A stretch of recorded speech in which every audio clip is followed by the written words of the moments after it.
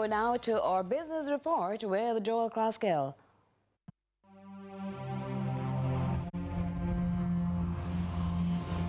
Lots to share with you in the business report today. The supply chains of Western trade look on with concern as the midnight deadline looms for the possible start of strike action that would see port workers at both East and Gulf Coast USA terminals for cargoes closed indefinitely. The motivations behind the potential lockdowns, calls for a significant wage increase for workers, as well as the stoppage of terminal automation projects. President of the International Longshoresmen Association ILA, Harold J. Daggett, described how the first coast-wide strike by the ILA since 1977 will impact the U.S. economy. These people today don't know what a strike is. Right. When my men hit the streets from Maine to Texas, every single port will lock down. You know what's going to happen? I'll tell you. First week, be all over the news every night, boom, boom. Second week, guys who sell cars can't sell cars because the cars ain't coming in off the ships. They get laid off. Third week, malls start closing down.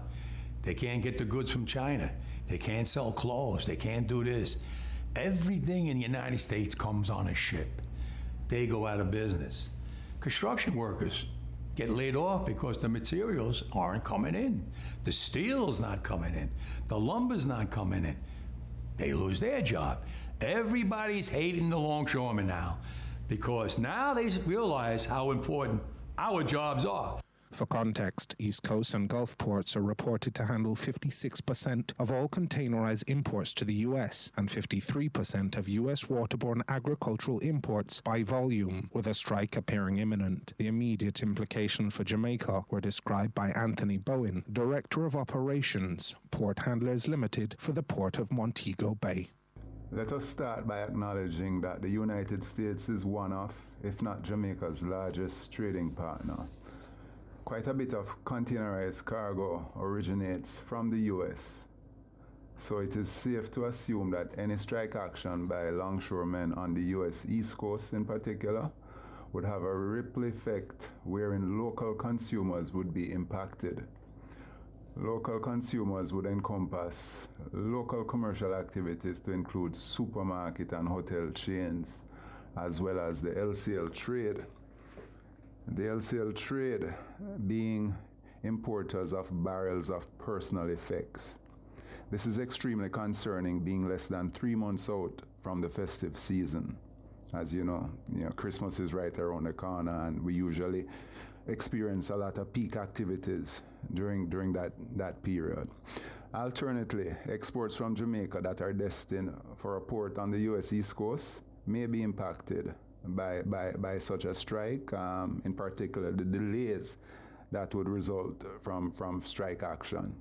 Anthony Hilton, opposition spokesman on investment, trade and global logistics, expressed concern for the likely negative fallout for Jamaica's import and export trade with the United States, should the strike not be averted in the remaining few hours before tonight's deadline. The likely disruption of a flow of goods in and out of Jamaica destined to and from the United States and Canada will affect our economy. Also, the shipment of raw materials and parts for production by manufacturers, large and small, is likely to be disrupted. The strike, if it happens, will begin at midnight tonight, and it is uncertain how long it will last. The longer the strike lasts, the more delays in the delivery of goods and increase in the cost of goods and related services will occur. The opposition is calling on the government and the private sector organizations, such as the JMEA and the Jamaica Chamber of Commerce, to ensure contingency plans are in place by its members to cushion the impact on Jamaica's small businesses and vulnerable populations, especially in the run-up to the Christmas holidays. Mr. Hilton said the scale of the disruption in maritime trade would be global in its dimensions, while calling on the government and the private sector to apprise the Jamaican population as to short and medium-term contingency measures being put in place to mitigate the impact of a strike lasting more than a few days or weeks. While for Bowen, it's a matter of time. The big question that remains, however, is what would be the duration of such a strike? The answer depends on how much either sides of the bargaining table is willing to give up. And that was your business report. I'm Joel Crossgill.